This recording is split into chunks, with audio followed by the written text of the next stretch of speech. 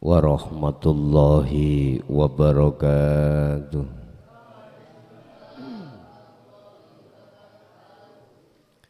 Bismillahirrahmanirrahim. Hamdan yuwafi ni'amahu wa yukafi majidah. Ya Rabbana lakal hamdu kama yanbaghi li jalali. Asyhadu an la ilaha illallah wa asyhadu anna Muhammadan abduhu wa rasuluh. Allahumma salli wa sallim ala sayyidina wa maulana Muhammadin wa ala alihi wa ashabihi ajma'in, amma ba'd.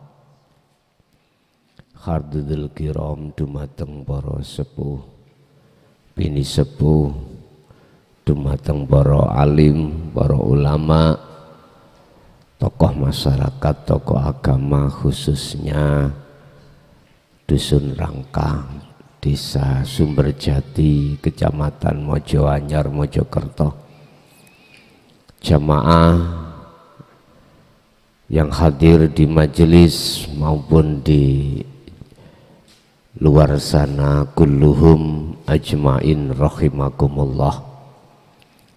Alhamdulillah, dalam kesempatan malam hari ini melalui hidayah, inayah serta rahmatnya Allah, kita dikumpulkan di satu majelis dalam rangka taklim muta'alim, yang malam hari ini kami akan membahas tentang janganlah berputus asa walaupun kita sebagai pendosa.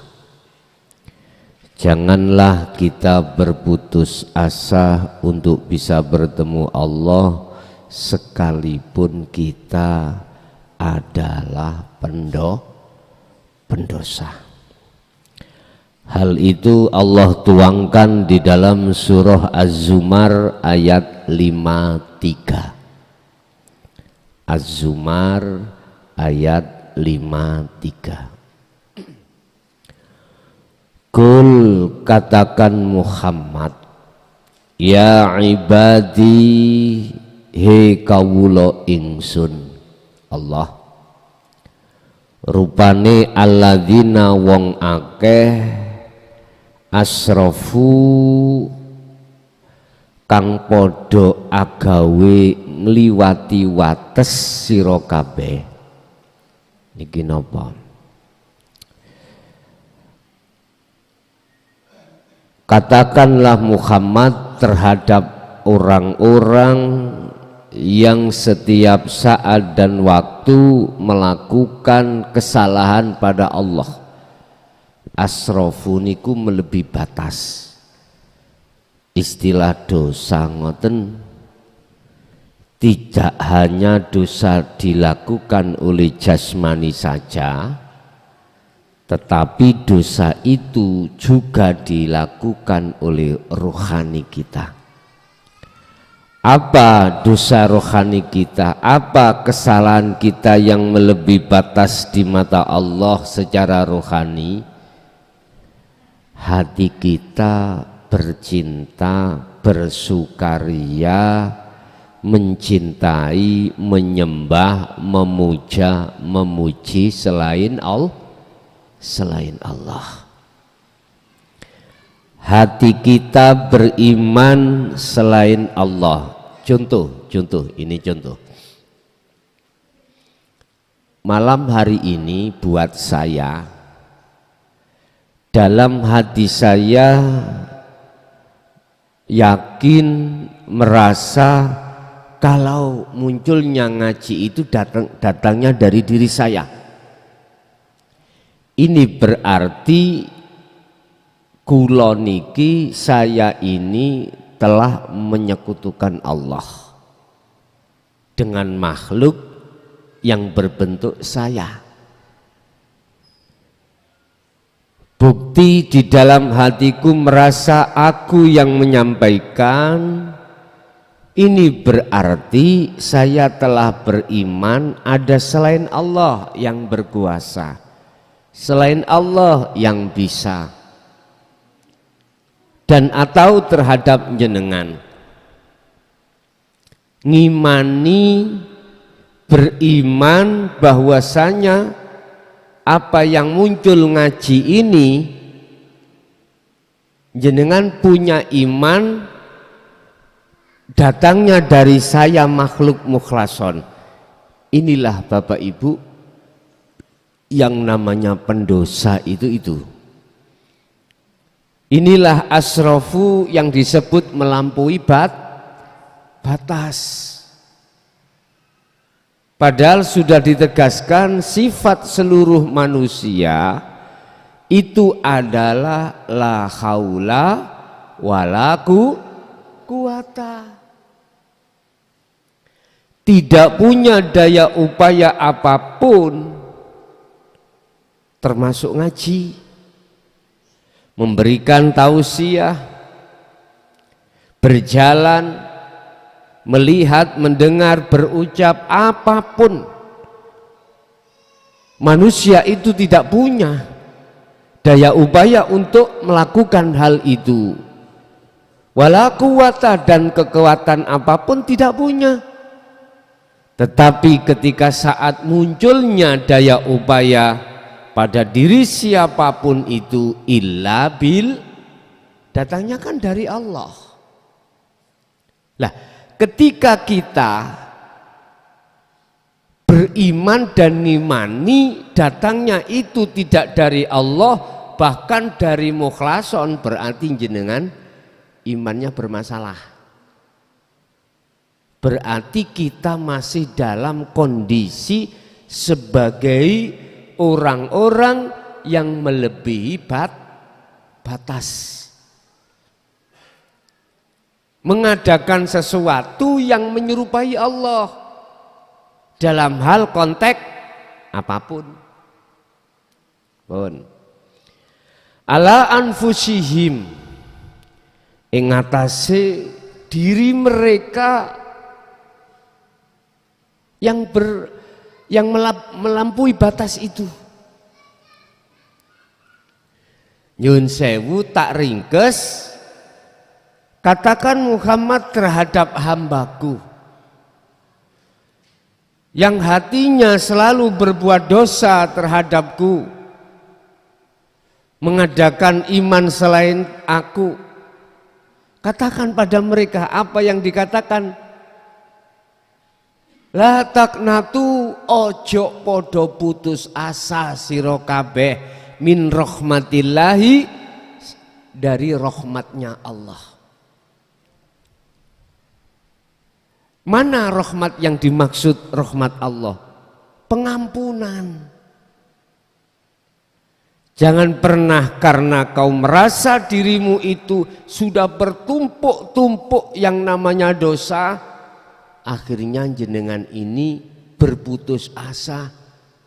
Alah, lawang aku pendosa, gak mungkin isok ketemu Allah. Lah ngaten nggih? Aku gak punya duriyah yang bagus, bukan garis keturunan Kanjeng Nabi, gak iso. Bukan keturunane Abu Bakar, Umar, Utsman, Ali, garis, gak bisa. Jangan.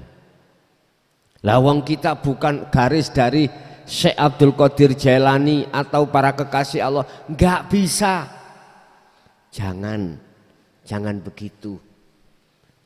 Wala taqnatu, Allah sudah katakan lewat Rasulullah, jangan kau berputus asa min rahmatillah, saking rahmat Allah. Artinya Bapak Ibu, walaupun jenengan itu enggak ada nasab yang baik, perbuatan kita sebagai pendosa baik secara dohir lebih-lebih batin,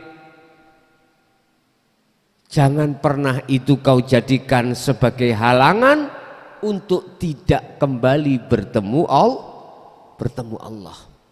Pasti bisa. Sebab innallaha sak temene Gusti Allah iku yaghfiru, bakal ngapura sapa Allah adzunuba ing pira-pira kesalahan panjenengan, baik secara fisik molimo maupun ruhania jenengan tiap saat dan waktu bersukaria dengan kesenangan dunia, beriman terhadap masih ada iman selain Allah, pasti hal itu akan diampuni dening Allah Subhanahu wa taala. Makanya jangan pesimis. Sebab innahu sak temene Allah, huwa ya Allah iku al-ghafurur rahim. Zat kang moho ngampuni tur zat kang moho kasih sayang, memberikan petunjuk kaweruh ruhannya sampean untuk bisa bertemu Allah. Dumeh nggak tahu sholat terus nggak kesimpulan gak iso ketemu Allah, jangan. Ngapunten ya, dumeh, tahu dumeh? Bahasa Indonesia ini dumeh itu apa? Hah? Bangga. Ya bangga. Yayane kita lho ngene lho. Ayo rek. Karena basis kita itu sebagai orang pendosa molimo, gitu.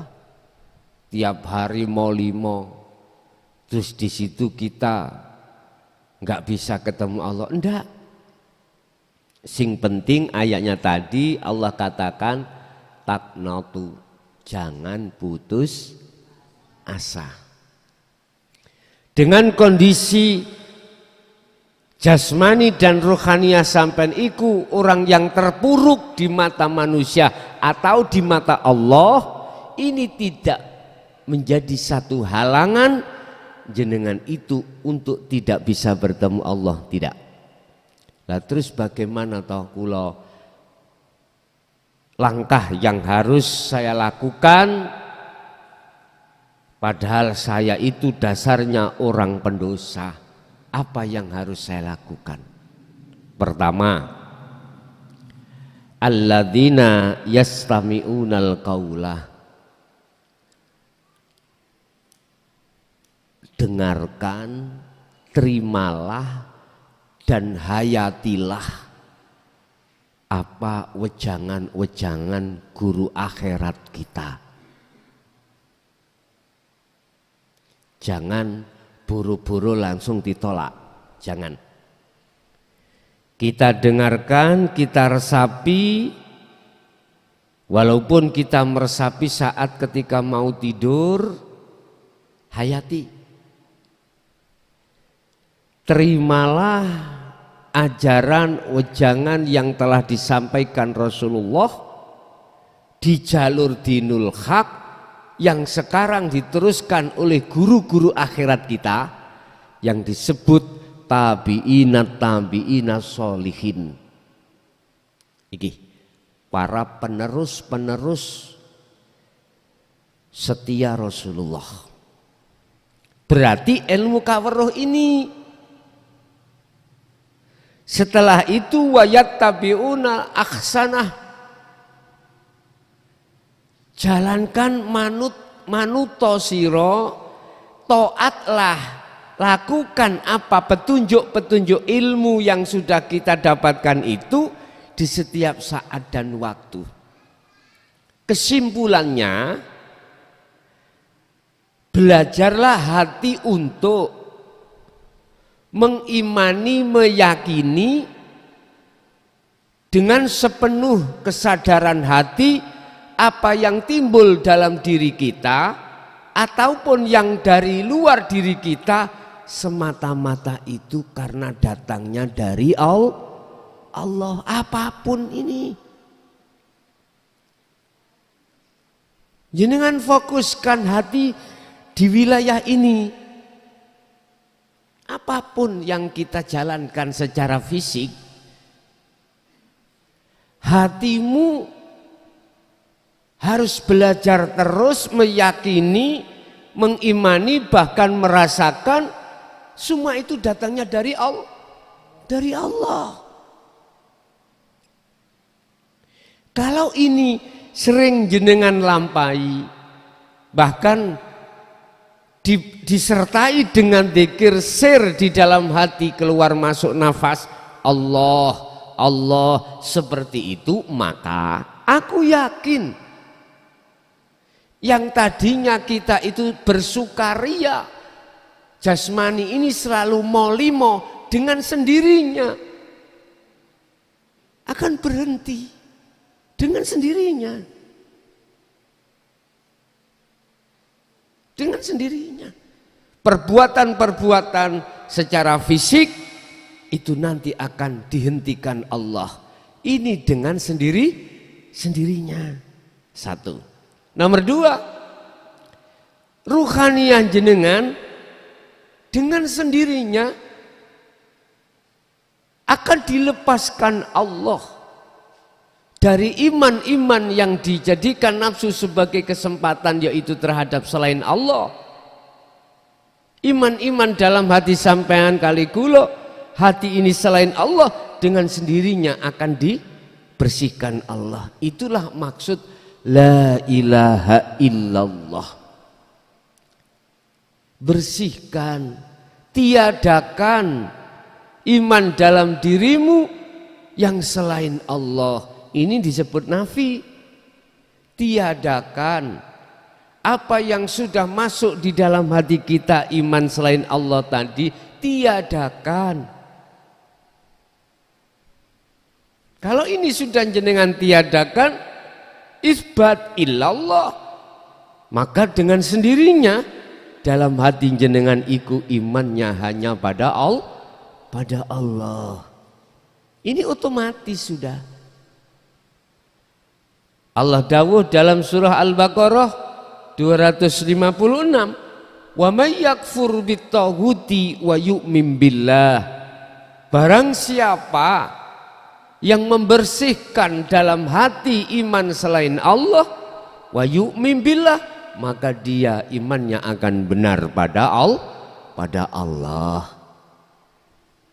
Bapak Ibu, inilah cara bagi kita sebagai pendosa, baik secara lahir, jasmani maupun batin, rohani kita pada Allah. Tatkala jenengan tidak putus asa, jenengan sikapnya harus yastami'unal qaul, mendengarkan wejangan-wejangan ajaran Rasulullah di jalur dinut tauhid. Setelah itu laksanakanlah. Ringkese kita di dalam ajaran dinul haq adalah ketika apa yang muncul dalam diri kita ataupun di luar diri kita, belajarlah untuk tidak mengimani datangnya itu dari makhluk. Dan atau belajarlah imano kabeh perkara itu, semua perkara itu datangnya dari Allah.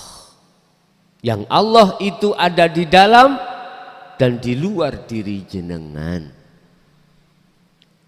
Asah terus iman yang seperti ini.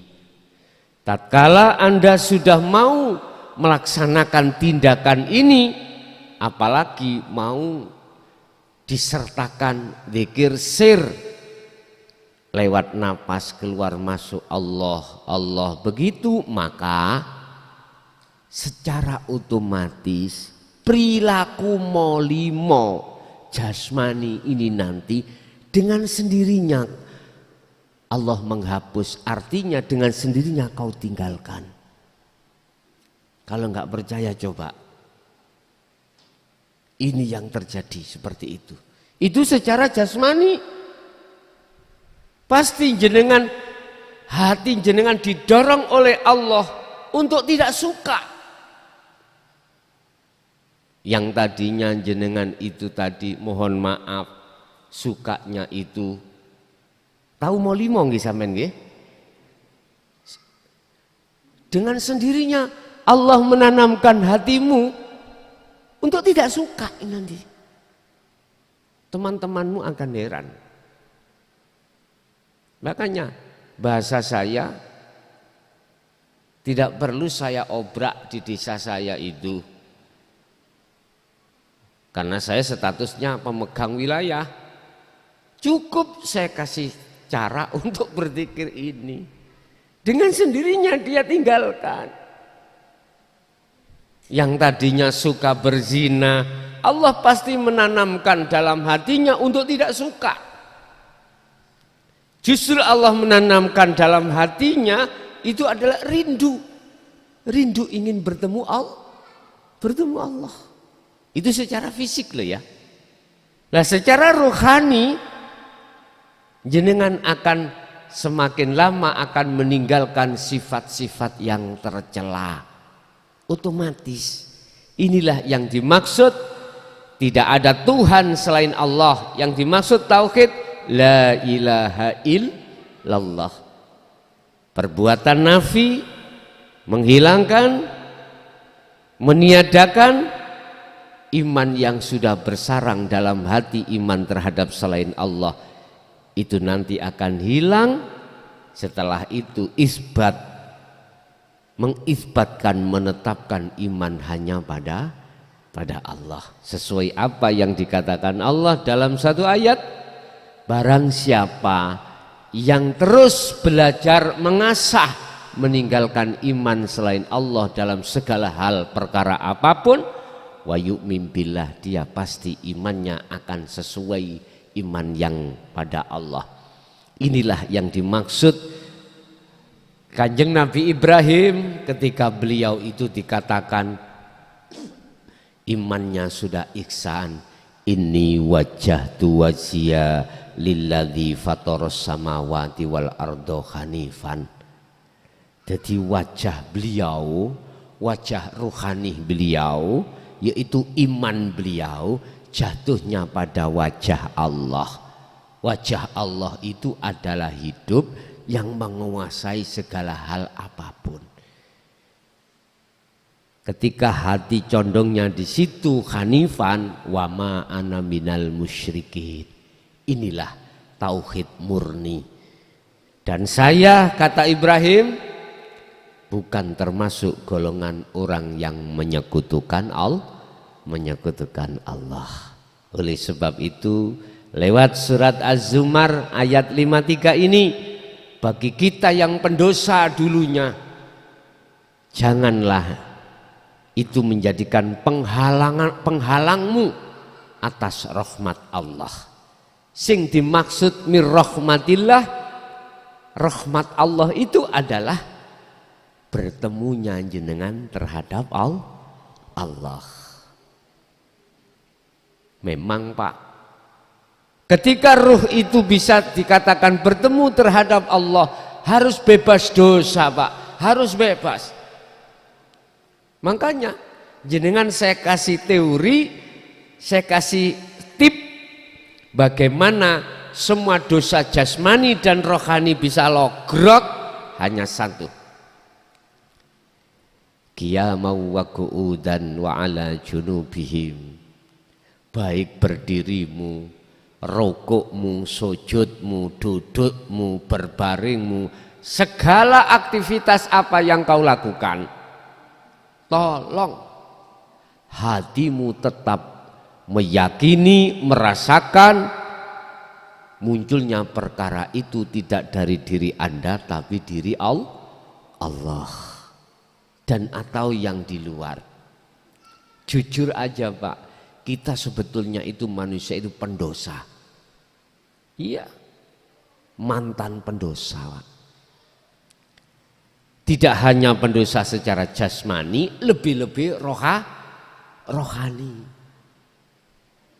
Enggak ada ceritanya manusia itu mulai kecil sampai tua enggak pernah berbuat dosa, enggak ada. Ruhania yang kumaksud, bukan jasmania, ruhania. Bentuk pendosanya ruhania kita pada Allah, kata Rasul dikatakan hubbud dunya khoti'atun kabiratun. Cintane anti terhadap selain Allah itu adalah maksiat yang paling besar, kesalahan yang paling besar, dan kita itulah pelakunya. Iya, pelakunya.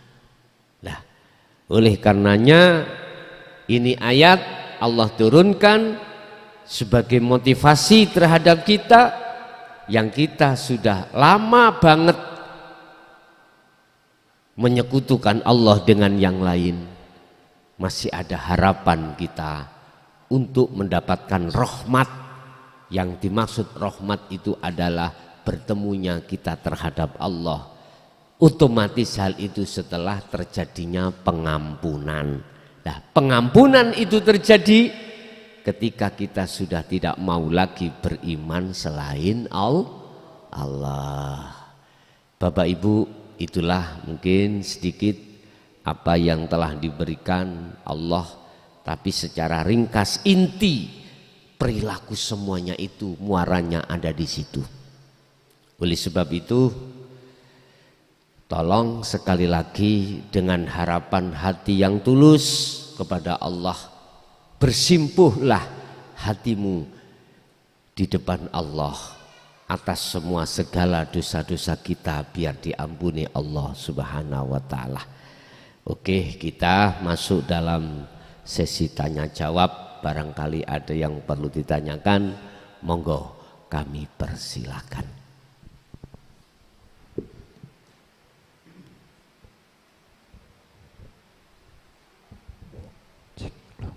Bismillahirrahmanirrahim. Assalamualaikum warahmatullahi wabarakatuh. Napa leres Gus niku mang sing panjenengan jelasaken niku mang sing dimaksud nglebur napa zat sifat asma lan afal kangge afalullah niku. Ingkang nomor kalih pertanyaan kula pengertosanipun nafsu. Nafsu lawamah mutmainnah amarah nafsiyah niku. Ipun assalamualaikum warahmatullahi wabarakatuh. Waalaikumsalam warahmatullahi wabarakatuh. Peleburan dari asma sifat zat sifat asma af'al dalam diri kita betul. Inilah yang kumaksud tajalli mutlak. Nafikanlah atas segala apa sifat kehambaan pada diri kita. Yang tadinya kita merasa ada, yang tadinya kita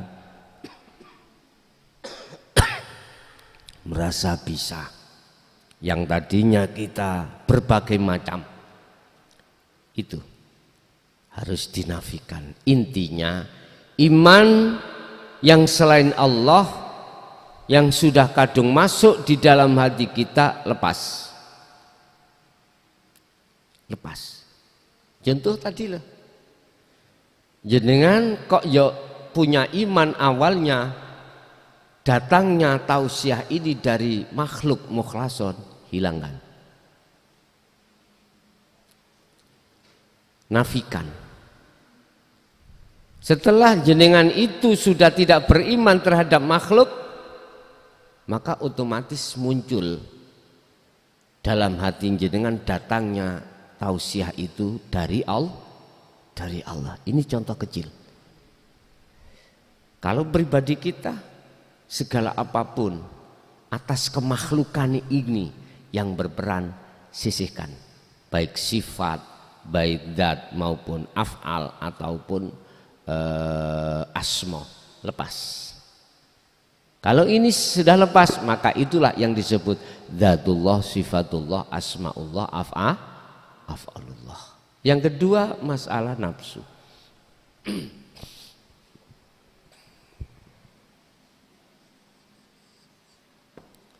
Nafsu artinya diri. Ini ada di dua tempat sifat basariyah. Di dalam sifat basariyah itu muncul ana.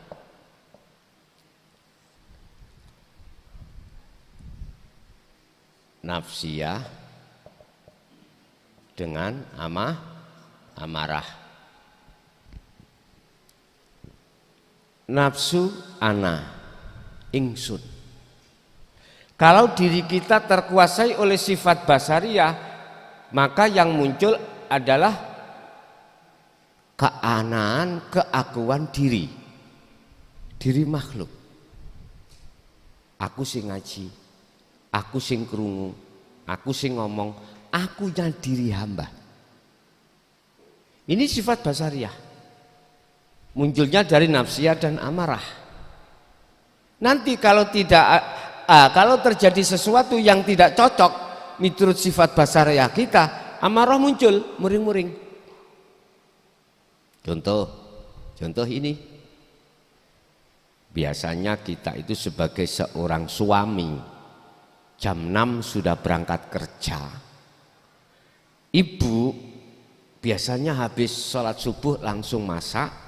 Sebelum jam 6 itu sudah semua siap, sudah dibuntelkan itu loh ya, dibungkuskan.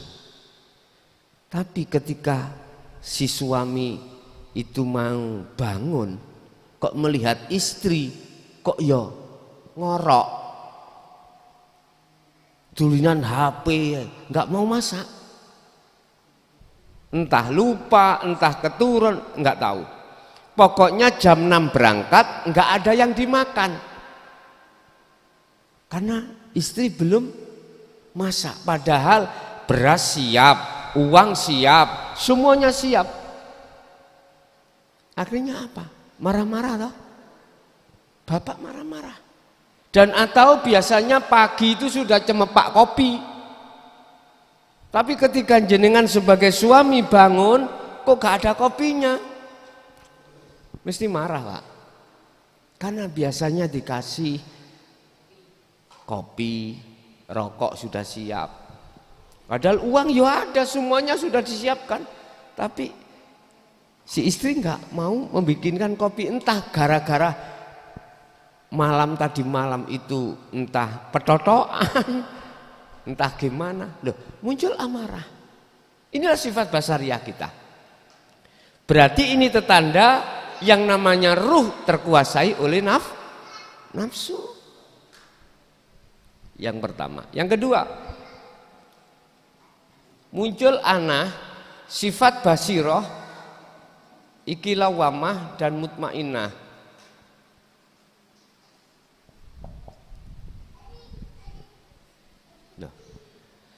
Kalau di dalam diri jenengan itu sudah menerima ajaran dinul haq dan jenengan resapi, jenengan hayati, maka lawamah muncul.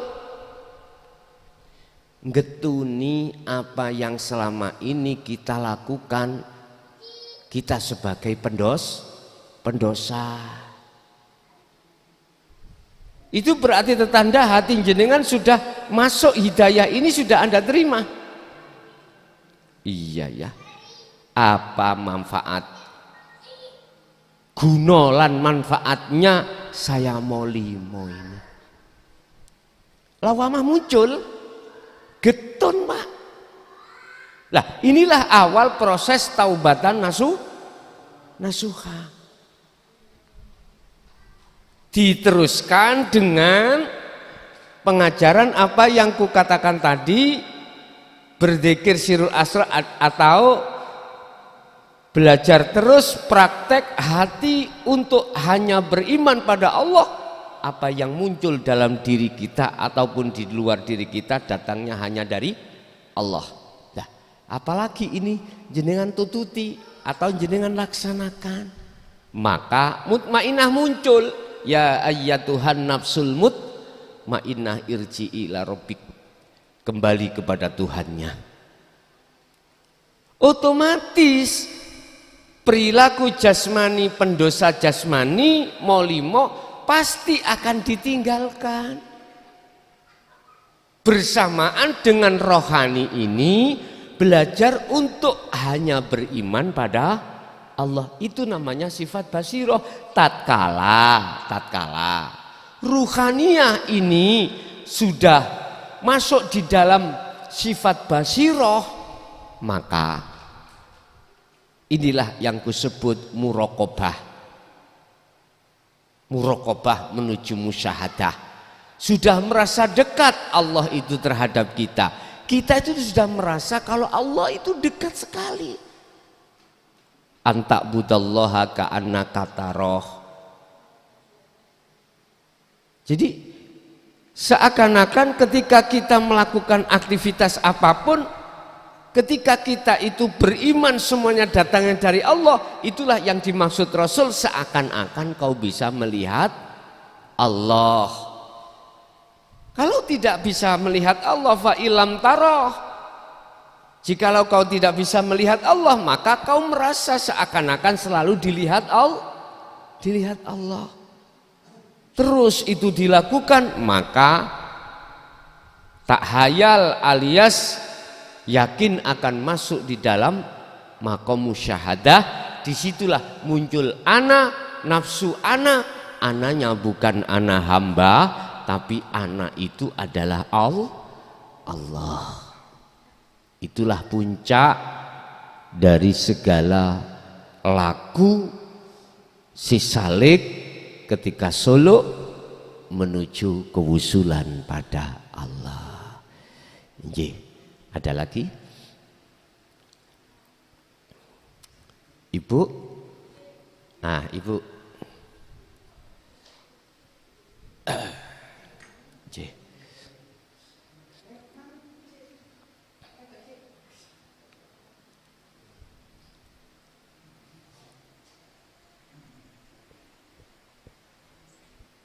Ibu agak ke sini, agak ke pintu biar sinyalnya nggih. Assalamualaikum warahmatullahi wabarakatuh. Waalaikumsalam warahmatullahi wabarakatuh. Matur suwun waktunya. Yang saya tanyakan, bagaimana jika iman seseorang itu datang karena orang tersebut habis mengalami musibah atau cobaan? Apakah iman orang tersebut termasuk iman yang benar, iman yang karena Allah, datangnya karena Allah? Terima kasih. Bagaimana seseorang setelah mendapatkan musibah,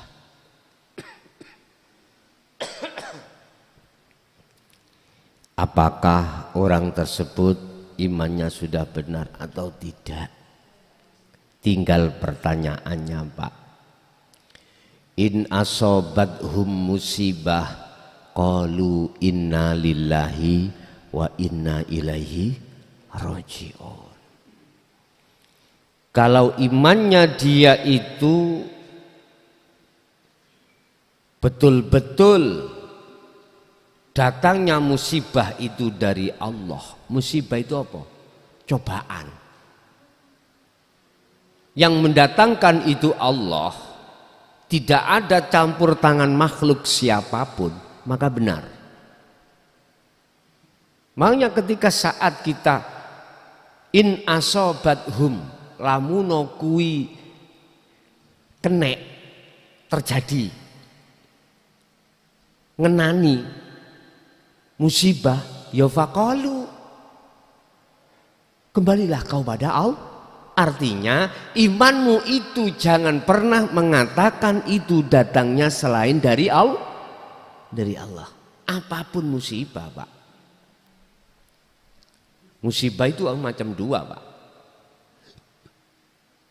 Ujian itu macam dua. Ujian qobdi dan basti. Rapena dan pena. Susah, senang. Anugerah atau anugerah itu sing enak-enak, sing gak enak itu berarti selain anugerah, musibah.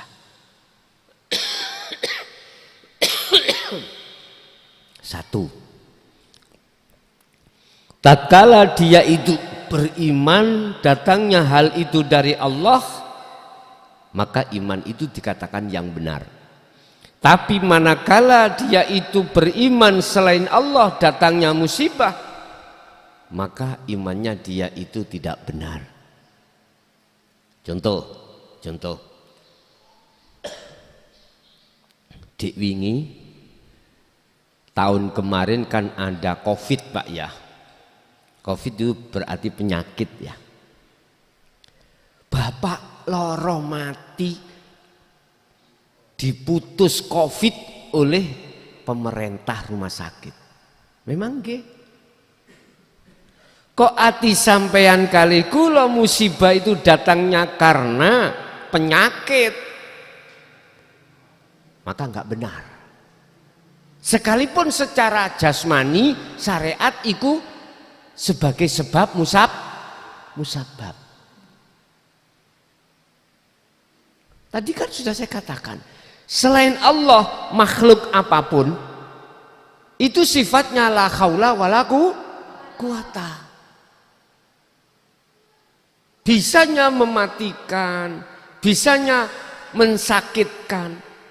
Semata itu datangnya dari Allah, bukan dari pihak makhluk penyakit itu. Ingat, penyakit itu la yadurru wala yamfa. Tidak akan pernah bisa mendatangkan mudorot atau manfaat.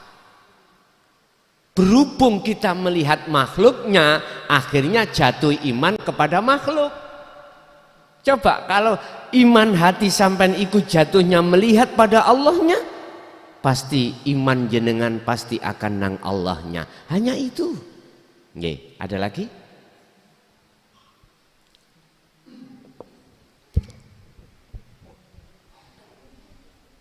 Assalamualaikum warahmatullahi wabarakatuh. Waalaikumsalam warahmatullahi wabarakatuh.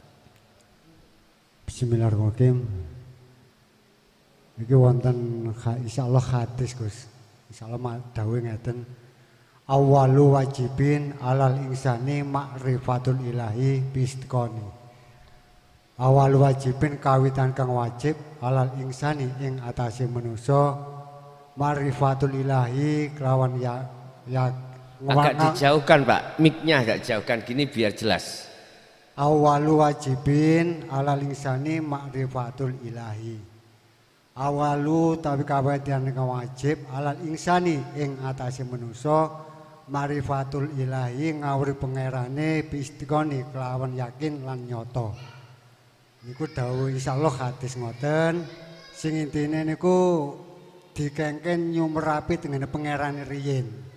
Ananging kenyataane sak mangke para ulama lan ustaz niku kok malah sing rukun islamin niku sing wayahe syahadatil leres kok mencolot tengene salate. Nyuwun penjelasan. Nomor kalih masalah niki nyimpang saking materi Gus. Saben-saben kula nderek takjiah mesti wak moden niku muruki ten mayit, si mayit. Utawi nalkin diwuruki kali mudine supadosa saged jawab pitakone malaikat munkar lan nakir. Ketinggalan ribet Gus. Khususnya kula ki ambek niku lalian. Kadang-kadang nyalap rokok mawon supe. Delei. Lah niku kula bayangaken benjang teng akhirat ten alam kubur napa saged jawab ngoten. Lah pertanyaan kula Gus, terus pundi carane mboten ditanggleti kali malaikat munkar lan nakir niku. Matur nuwun, akhirul kalam. Assalamualaikum warahmatullahi wabarakatuh. Waalaikumsalam warahmatullahi wabarakatuh. Memang Bapak Ibu semestinya kita yang harus kenalkan anak, istri, orang dekat kita itu pada Allah. Atau harus makrifat pada Allah. A'rif nafsaka auladaka wa azwajaka billah.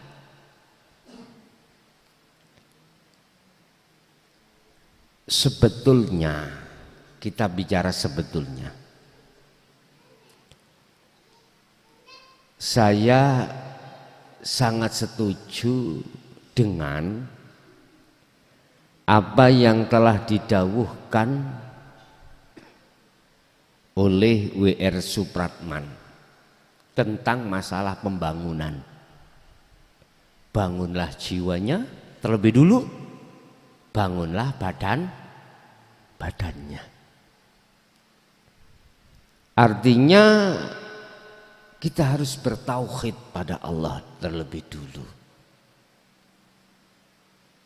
Otomatis kita membangun jiwa lewat dinul tauhid. Lewat dinul tauhid. Setelah dinul tauhid itu kita terima, otomatis pembangunan akan lancar. Manakala material sudah siap semuanya, pembangunan jalan. Kita bangun nggak ada materialnya, yo gur ngomong doang, mboten bisa. Material itu harus kita siapkan. Artinya material adalah ilmu. Otomatis harus diterjadikan taklim muta'alim, mengajar dan yang diajar. Berarti ada guru, ada murid. Ada guru karena muridnya ya mulang tembok. Artinya ilmu ini wajib disampaikan. Saking pentingnya pembangunan rohani. Setelah itu maka sesuai dengan apa yang jenengan dawuhake tadi. Pertama kali kita harus makrifat pada Allah, pada Robnya. Karena Allah itu di dalam diri kita, nggak jauh. Perkara para alim ulama atau orang lain yang mengatakan ini diakhirkan, monggo, itu urusannya mereka. Yang jelas kita menghadapi dua zona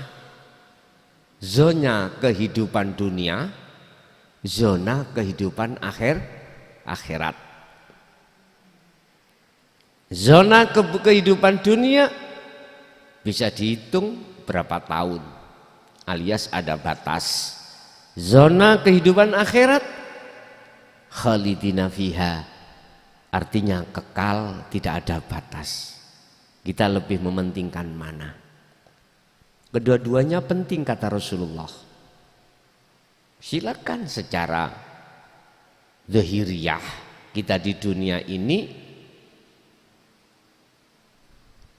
mau apain silakan, tapi jangan lupakan ukhrawiyah. Udah. Yang kedua, wa'mudin memang itu syariat, Pak. Jadi wa'mudin ngandani kasih bocoran terhadap si mayit terkait pertanyaannya malaikat mungkar. Pertanyaannya bisa kan jawab atas pertanyaan itu, manakala kehidupan kita waktu di dunia belum bertemu Allah, saya pastikan tidak. Saya pastikan tidak. Ada hujah, ada. Lihat di dalam surah Al-Baqarah 257 ada dua golongan di situ. Golongan yang pertama, ketika dia di dunia itu berimannya hanya pada Allah, sudah tidak ada selain Allah. Diisyarakan di situ dia Allahu waliyul ladzina amanu yukhrijuhum minadz-dzulumati ilan nur. Diisyarakan padang, dia Allah mengeluarkan dia dari zona gelap menuju zona padang terang. Zona gelap dunia, zona padang akhirat setelah kematiannya dia. Ini terang ini bisa diartikan dia bisa menjawab pertanyaannya mungkar nakir. Bisa diartikan zona padang ini jenengan gak ditanyain, udkhuluha bisalamin aminin. Mengapa harus saya tanya wong dia sudah tahu? Ini. Tapi di poin kedua Al-Baqarah 257 itu walladzina kafaru awliya'uhumut taghut yukhrijunahum minan nur ila dzulumat. Kebalikan. Jenengan akan dimasukkan alam yang gelap. Lah, alam gelap ini diartikan bisa Anda tidak bisa menjawab malaikat mungkar dipastikan tidak bisa. Karena masih ada syirik di dalam hati kita. Ya sudah.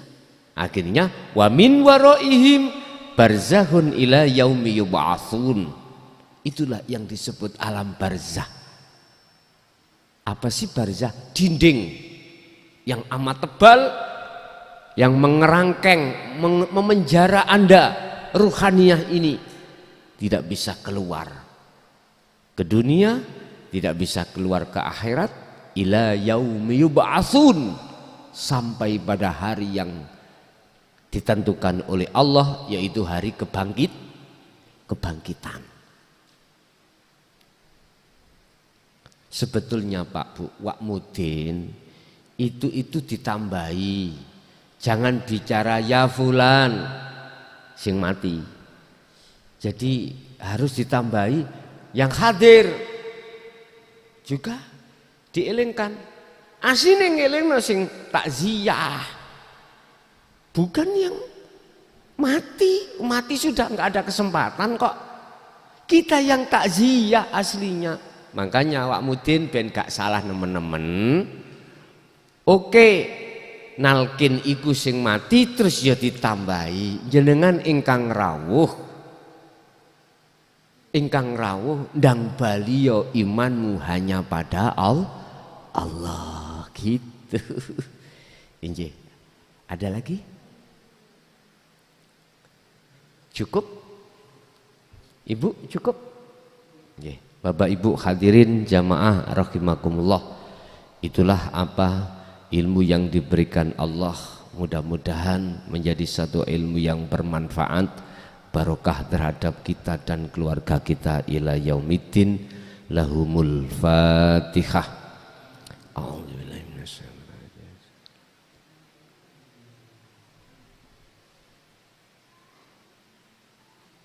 Akhirul kalam. Assalamualaikum warahmatullahi wabarakatuh.